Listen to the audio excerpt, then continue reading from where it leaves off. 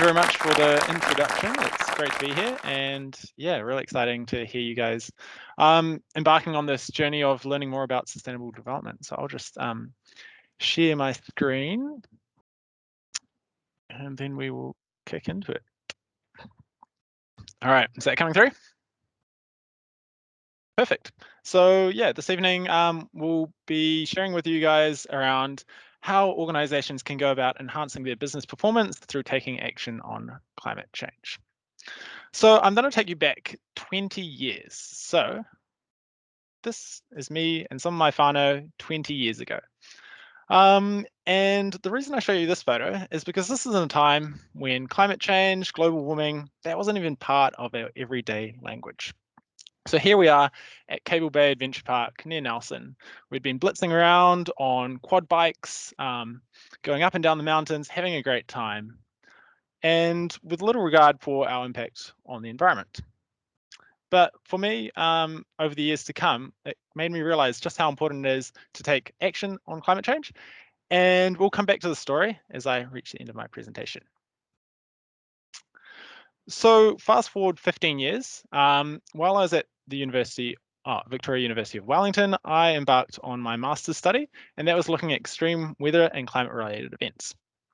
So this figure shows you an event which I studied, which was an extreme rainfall event of approximately 1 in 115 years return period in the Canterbury region. So unprecedented, there'd never been an event like that throughout the observational record occurring in the Christchurch region. Yet lo and behold, after this event in 2014, just 7 years later, an event of the same size, if not bigger, occurred. So just this year, the area of Canterbury, and this is when Ashburton was experiencing some flooding, experienced over 0.5 metre of rainfall. And putting this in perspective, I'd just been there a week earlier, running around under the epicenter of where this 0.5 metre of rain had been experienced. But despite my studies looking at extreme weather events and better understanding the science behind them, I had this realization that actually we need to be doing more action. We can't just better understand our systems. We need to transform from understanding them to taking action. And that led me to embark on my career, which was working in the policy space. So I moved from there to working at the Ministry for the Environment and their climate change analysis team. So the role of this team was to understand and quantify greenhouse gas emissions. So here is a depiction of New Zealand's greenhouse gas emissions for the year 2019. And as you can see, there's a large component of this which is made up of agriculture. But one of my key roles while working there was to model and project what New Zealand's greenhouse gas emissions would be in future, and also to give updates on how we're progressing against our targets. And what you can see from this figure is we've got some pretty ambitious targets based on where we are right now in terms of our emissions plateauing. And if we're seeking to get them down to 2050, to carbon zero by 2050, there's a lot of work to be done, especially based on where we currently forecast greenhouse gas emissions to get to. So despite this being a reality for us aware in government, how do we catalyze this and to take action both at a government level, but additionally at a business level? And as a result, that led me to working here at Toitu Envirocare. So Toitu is a subsidiary of Manaaki Whenua Landcare Research, one of the Crown Research Institutes of the government. And as a result, we are 100% government owned. But what we do is we help to support organizations and businesses to achieve environmental certifications to demonstrate the action that they're taking on climate and addressing environmental hazards. So through this, we own and operate a number of carbon and environmental programs, and we're really here for impact. So we're here to support organizations on their journey and to give them the assurance that to know that they're doing this to best industry practice. So when you think about climate change, you often think of forest fires or drought or storm surges or those kind of events. And it's easy to depict these in the international context. We see these things come up in the news. But the reality is, it's actually very much true for us here in Aotearoa too. And I'll talk about some of my own personal experiences, but I know for each of you, you have your own experiences whether you're in Aotearoa or somewhere else in the world. So for me, just back in the start of 2020. This is some friends and I tramping in Kahurangi National Park, northwest of Nelson. And this is the middle of the day looking at the sun, which you might just be able to make out there. And the forest fires in Australia had completely clouded the sky with ash and smoke. So we were looking straight at the sun. And then in my parents' own suburb in Nelson, being inundated with storm surge in February 2018. Or looking to where my grandparents have farmed up in Auckland, experiencing prolonged drought through April 2020. And the thing that shocks me the most is looking at some photos that one of my friends, Christopher Krause, had taken of Franz Josef Glacier. So over the 14 years between 2007 and 2021, it's retreated 800 meters. I haven't been down to this glacier since 2007, but it's shocking to see the change. Because for me, that first photo is how I remember it. And to realize that you've got to walk that much further up the valley to experience it is huge. So while New Zealand might only be experiencing some of the mild impacts of climate change, the reality is it's here, it's now, and it's going to continue. And this is what some of the evidence in science is showing us. What we're experiencing today is just the tip of an iceberg. These events are going to become both more extreme and more frequent. And we also know that the planet is warming at an alarming rate and that there's a huge need for this to be taken under control.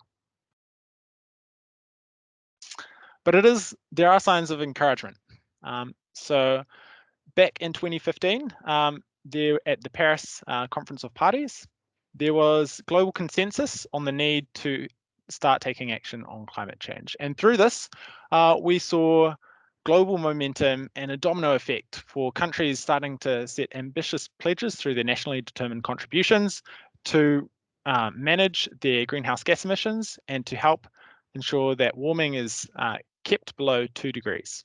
And with an aim to also aspire to have temperature rises limited to below 1.5 degrees of warming. So what that translates to here in Aotearoa is a whole number of things that we've seen develop in recent years. Importantly, in 2019, there was the passing of the Zero Carbon Bill. Furthermore, we've seen reforms of the emissions trading scheme to put a cap on the system, and the government declaring a climate emergency. And just last year, the government has committed to the public sector being carbon neutral by 2025, and currently going through the Parliament is legislation to mandate climate-related disclosures for all large listed entities and financial organisations. So this is huge. We're seeing a huge groundswell of momentum to getting more information on climate change being disclosed, but additionally more action being taken, which is what we need if we do want to achieve those goals of keeping warming to well below 2 degrees.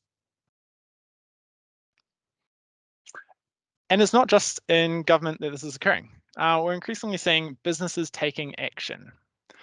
So we can look to the campaign of Emirates Team New Zealand at the America's Cup this year. They made a commitment to offsetting all their campaigns' greenhouse gas emissions, and increasingly you're seeing more products turn up on your shelves in the supermarket that are carbon neutral, so making these claims of being having measured, managed, and reducing their greenhouse gas emissions so that they can be carbon zero.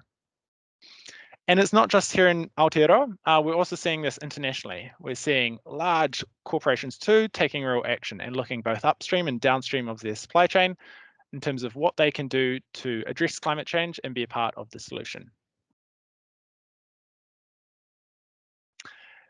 And this is where the real opportunity comes for many organizations, is to help provide a value proposition that differentiates their brand and what they're offering to other competitors. And through taking action on climate change, there's a huge number of benefits too.